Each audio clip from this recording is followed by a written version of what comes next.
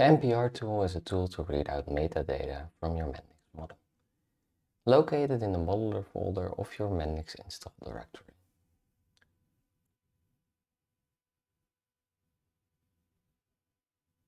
Using the MPR tool, you can view and edit metadata from your project.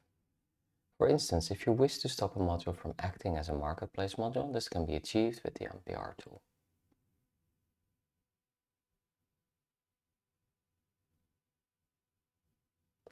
For those app store modules where the version is not easily accessible, you can use the MPR tool to find the exact version as downloaded from the marketplace, including the UUID.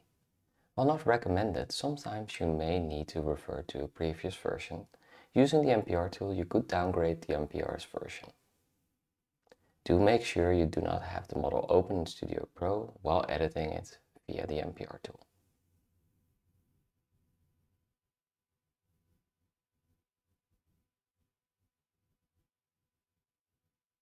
You can also use the search to find certain elements in your MPR tool by using the ID. Did you know about the MPR tool?